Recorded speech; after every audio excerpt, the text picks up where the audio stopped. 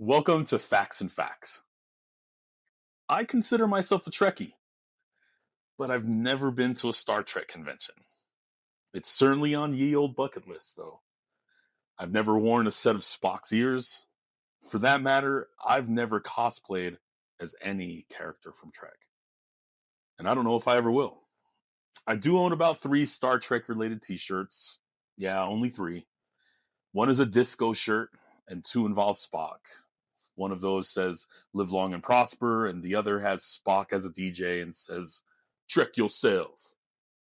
My car has a huge command insignia decal smack dab in the middle of my back window and a science insignia front license plate. I also have a science insignia tattoo on my hand. And I have a fair amount of Star Trek knickknacks. One of which is an Enterprise pizza cutter. Yeah. So I think it's safe for me to consider myself a Trekkie. What's this video about, you ask? Well, the title is simple and hopefully made you click on it. Star Trek is Blank is going to be my entry into the expansive pantheon of Star Trek review, commentary, and video essay videos on YouTube. I'm not an English major or a self-proclaimed movie or TV critic. I don't expect to break down plots, rewrite episodes, or dissect and critique directing or editing decisions. To rip off the other guys, suspension of disbelief is strong with this one. Don't get me wrong. Bad episodes are just bad episodes. Seriously. Those are undeniably hard to watch. Yet, in my opinion, there are 10 times more good Trek episodes than there are bad ones, even including TNG's first season. The point is, Star Trek is emotional for me. I've watched it from an emotional place more than I have from a good plot, bad plot, or cinematography perspective. For me, and maybe for some of you, Star Trek has taught me something infinitely more times than it's disappointed and made me turn the channel. I want this Star Trek is Blank series to be written and presented to you from a genuine, emotional, and personal perspective. Before I venture any further into this continuum, if you're enjoying this video and any of my other content and would like to help this channel grow, please like, subscribe, and smash the bell. I currently write and produce my content all by my lonesome. And like everything, it takes time and money.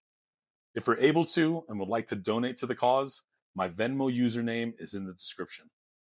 I'm still learning YouTube, so saying and having links in the description will be coming soon. Live long and prosper. Star Trek is an important part of my life. It's been an important part of my life for as long as I can remember. Most days, I have Star Trek just playing in the background. It's quite literally the soundtrack for my life.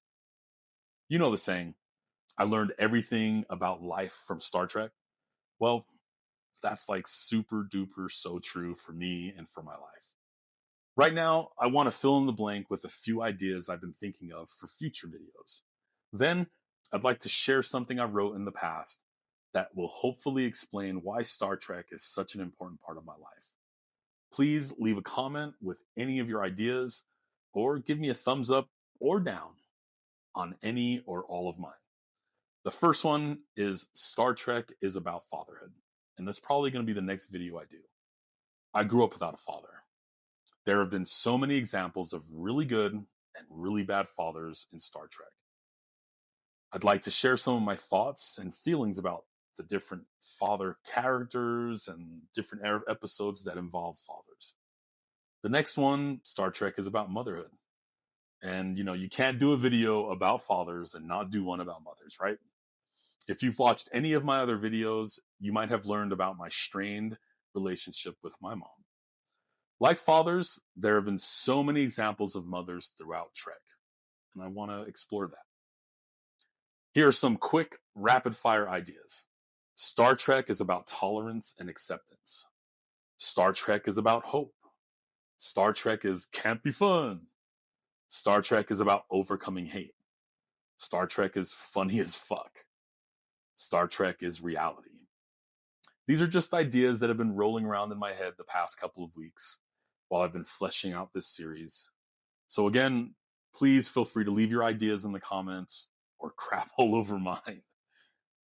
Now, I want to end by reading a Facebook post I wrote a few years ago that I feel captures the essence of and explains why Star Trek is an important part of my life.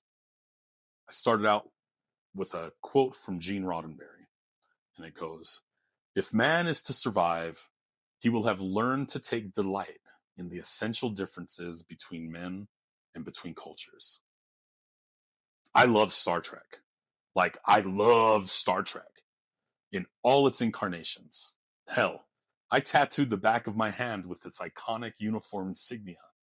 I can still remember what drew me in at the tender young age of 4. It wasn't how the aliens looked. It wasn't the cool ship. It wasn't the action. Don't get me wrong, all of those things were awesome to my 4-year-old mind. They were the icing on the cake, so to speak, but they weren't the reason Trek captured and encapsulated my heart.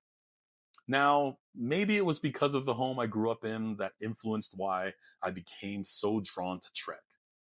The in and out, painfully frustrating inconsistency of my father, the back and forth, knock him down, drag out fights between him and my mom, the abuse and trauma my mother seemed so adept at dishing out, watching, listening, and observing the negative interactions between her and the multicolored, diverse cast of characters I call my siblings. The beatings, the laughter, the sadness, the fun, the anger, the pain, the love, the confusion. Even at 4, the strongest of longings developed inside me to be as far away as I possibly could get from the craziness of it all. Okay, yeah, Star Trek provided an escape. Of course it did. I mean, it's fucking Star Trek.